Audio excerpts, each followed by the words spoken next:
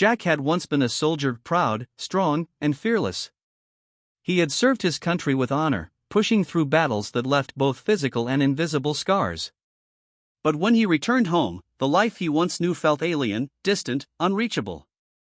Each day blurred into the next. Jack barely left his small, dimly lit apartment, where the windows remained closed, curtains drawn tight against the outside world. Sounds that others found ordinary, a car backfiring, children laughing, fireworks, were landmines for Jack's mind. At night, his dreams twisted into violent flashbacks. He would wake up gasping, drenched in sweat, his heart racing like he was still on the battlefield. Friends tried to reach out at first. They called, visited, invited him to gatherings. But Jack could never bring himself to attend. Eventually, the invitations stopped. His family, though loving, lived too far away and didn't fully understand the invisible weight crushing him. Even strangers on the street seemed threatening. Jack trusted no one. Isolation wrapped around him like chains. He lost his job within months of returning home. Simple tasks, showing up on time, focusing, interacting with co-workers, became impossible hurdles. His supervisors were sympathetic but firm. Jack needed help they couldn't provide. After losing his income, Jack's sense of purpose crumbled even further. He withdrew deeper into himself, convinced that he was broken beyond repair. Some days, Jack barely moved from the worn-out couch in his living room. He stared blankly at the ceiling, feeling trapped inside his own mind.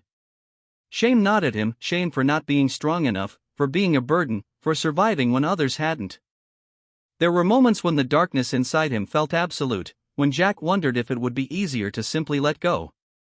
He felt invisible, forgotten by the world he had once fought to protect. And yet, even in that endless night, a small part of Jack, battered but stubborn, still whispered, "Hold on." Little did he know, salvation was already on its way. It would come not in the form of a doctor, a friend, or a miracle, but a scrappy little puppy with bright eyes, a wagging tail, and a heart big enough to reach Jack in the deepest corners of his pain. It was a cold, gray afternoon when Jack found himself wandering the streets of his small town, hands stuffed into the pockets of his worn jacket, head down. He had no real destination, just a need to escape the suffocating stillness of his apartment, if only for a little while. The streets were quiet. A light drizzle misted the sidewalks, making everything slick and shiny. Jack walked without thinking, his mind heavy and distant. Without realizing it, he found himself passing a small, run-down animal shelter on the edge of town. The sign hanging above the door swung in the wind with a soft creak, "Hope's Haven, Shelter for Strays." Normally, Jack would have kept walking. Crowds, noise, any kind of social interaction made his chest tighten. But today, something made him pause. Through the chain-link fence of the shelter's yard, he caught a glimpse of a tiny figure, a scruffy little puppy, sitting all alone in the muddy corner, shivering. The puppy was a pitiful sight. Its fur was matted and dirty, and its thin body trembled with cold. But when it lifted its head and looked at Jack, something extraordinary happened. Their eyes met, and in that moment, Jack felt a spark, a connection he hadn't felt in what seemed like forever. He hesitated, unsure. He didn't even know the first thing about taking care of a dog. He could barely take care of himself. But before he could turn away, a volunteer from the shelter, an older woman with kind eyes, came outside. "His name's Max," she said softly. "Found him abandoned by the river. He's been having a hard time. Just like a lot of folks." Jack didn't know why, but he stepped closer. Max, sensing something in Jack, struggled to his unsteady feet and wagged his tail weakly. He let out a small, hopeful bark that barely made a sound. The woman watched them quietly. "He's had a rough start. Needs someone patient. Someone who understands." Jack crouched down slowly, extending a hand. Max sniffed it, then pressed his small, bony body against Jack's leg, seeking warmth and comfort. Jack felt something inside him crack open, a surge of emotion that almost took his breath away. Without thinking, Jack found himself saying, "I'll take him." The paperwork was a blur. The woman gave him a battered leash, a few cans of food, and a blanket. Jack carried Max home under his jacket, shielding him from the rain. The puppy didn't squirm or whimper, he simply nestled against Jack's chest as if he had been waiting for this moment all along. Back in his apartment, Jack set Max down gently on the couch. The puppy curled up instantly, letting out a content sigh as he fell asleep. Jack sat beside him, staring at the small creature who had somehow broken through the walls he had built around himself. That night, for the first time in a long time, Jack didn't feel completely alone. As he watched Max breathing softly in his sleep, a tiny seed of hope stirred in his heart, fragile but real. He didn't know what lay ahead. But for now, it was enough to know that he wasn't facing it alone. The first few days with Max were not easy, but they were different. And for Jack, different was something close to a miracle. Max was shy at first. Every sudden movement or loud noise sent him scurrying under the couch, trembling. He bore his own invisible wounds, scars from a life of abandonment and fear. Jack recognized that look, the same haunted gaze he saw in the mirror every day. Somehow, seeing it reflected in Max made Jack feel less alone in his own pain. They were two broken souls, thrown together by fate. Jack realized quickly that Max needed routine, reassurance, and above all, patience. So he forced himself to create small habits, not just for Max, but for himself. Each morning, he set an alarm, rose from bed, and filled Max's bowl with food and clean water. They ventured out for walks, short at first, circling the quiet blocks of the neighborhood. The walks were hard. Jack's anxiety clawed at him when they stepped outside. Every sound seemed amplified: a car horn, a slamming door, a shout from across the street. Jack's heart would race, his palms would sweat. But Max stayed close to his side, tiny but fiercely loyal, glancing up at him with those wide, trusting eyes. It was during these walks that Jack began to notice things he had forgotten: the smell of rain on the pavement, the laughter of children playing in the distance, the way the setting sun set the rooftops ablaze in gold.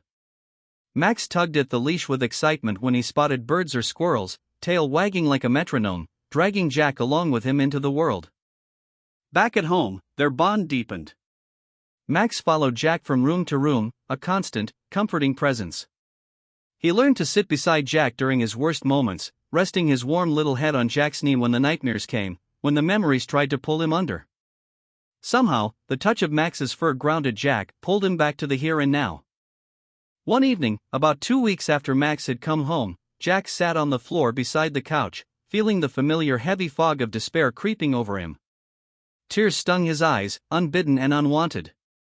He pressed his fists into his forehead, trying to will the feelings away. Then, he felt a small nudge at his arm. Max had brought him a battered old tennis ball from the corner of the room. He dropped it into Jack's lap with a hopeful, almost questioning look. It was such a simple, innocent gesture, an invitation to play, to connect, to live, that Jack let out a broken laugh through his tears. He picked up the ball and threw it gently across the room. Max dashed after it, his tail wagging madly, and brought it back, tail thumping against the floor in triumph. They played for nearly an hour, Jack laughing, truly laughing, for the first time in years.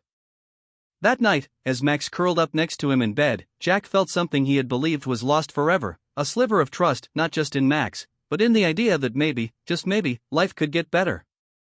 Healing wasn't going to be a straight path. There would be dark days ahead, Jack knew. But for the first time in what felt like forever, he didn't feel like he was walking that road alone. He had Max. And Max had him. For a while, things seemed to be getting better. With Max by his side, Jack found small victories each day: longer walks, fewer nightmares, a growing sense of stability. He even began to speak with neighbors during their morning strolls, exchanging quiet greetings he never thought he would be capable of again. The days grew brighter, little by little, like a sun rising through a long, endless night. But healing was not a straight line. One evening, as summer faded into fall, Jack sat on the porch with Max dozing at his feet. The air was cool and smelled faintly of wood smoke. Somewhere in the distance, music played from a festival, loud, cheerful, harmless. And then, the fireworks started. The first explosion shattered the air like a gunshot. Jack's body stiffened. His mind, without permission, snapped back to a battlefield half a world away: the deafening roar of mortars, the shouts, the chaos. His breathing became shallow and fast. The porch beneath him seemed to vanish, replaced by sand and smoke and terror. Max woke instantly at Jack's change in breathing. The puppy's instincts were sharp, shaped by the silent language he and Jack had built between them. Sensing Jack's panic, Max stood and placed his small body against Jack's side, pressing firmly. Another firework boomed, and Jack flinched violently. He grabbed at the wooden railing of the porch, grounding himself, but the memories were too strong. His vision blurred, sweat trickled down his temples. Every fiber of his being screamed run, hide, fight. Max let out a soft whine and did something new, something he had never done before. He climbed into Jack's lap, heavy and solid, and rested his paws on Jack's chest. Jack barely registered it at first, but slowly, through the haze of terror, he felt the weight of Max anchoring him to the present moment. Focus, Jack thought desperately. Focus on him. He buried his hands in Max's fur, gripping tightly, feeling the soft, rhythmic rise and fall of the puppy's breathing. Max licked his chin once, a simple, grounding act, and Jack blinked hard, forcing himself to see what was real: Max's trusting eyes, the porch, the cool night air, not the battlefield, not the chaos. Minutes passed. Maybe longer. Jack's breathing began to slow, though tremors still racked his body. The fireworks continued in the distance, but they no longer dragged him completely into the past. Max remained steady, unwavering, a small, living shield between Jack and the demons clawing at him. When it was finally over, Jack leaned back against the porch wall, exhausted.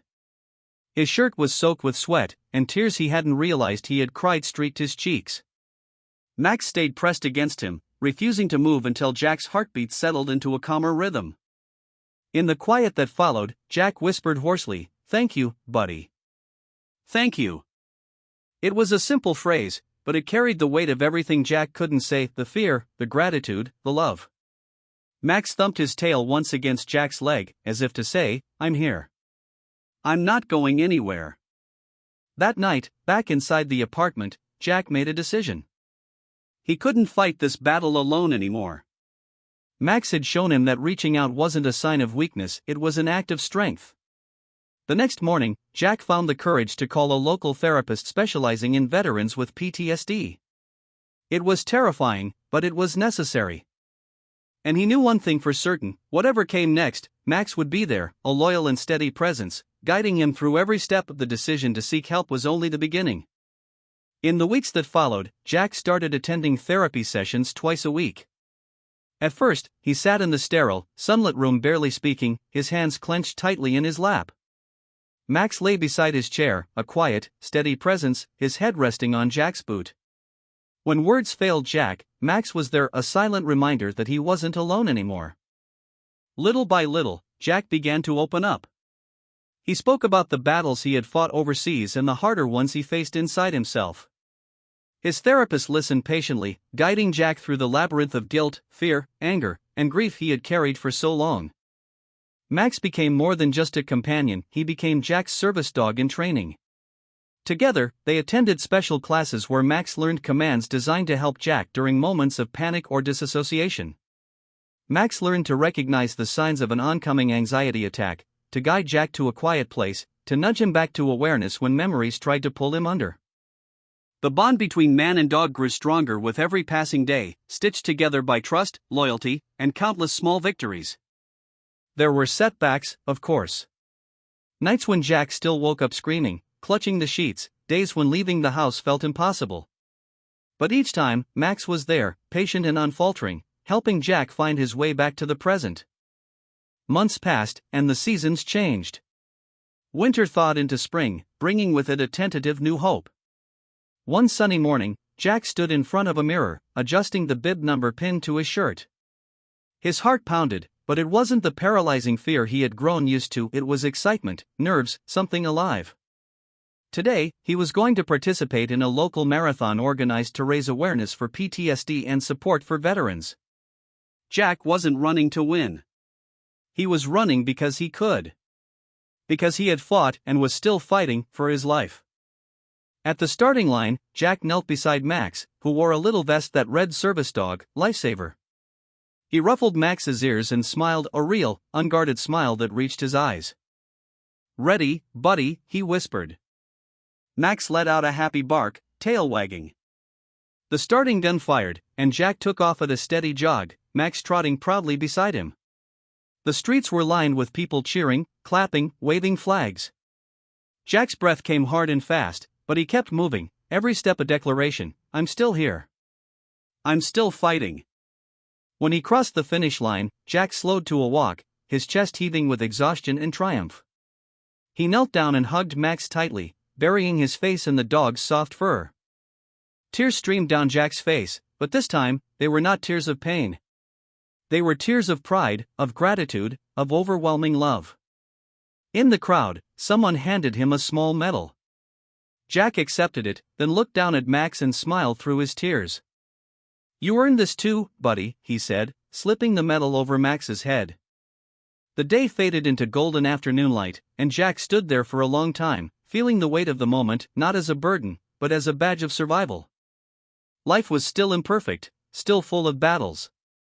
But now, Jack knew he didn't have to face them alone. With Max by his side, there would always be light even on the darkest roads.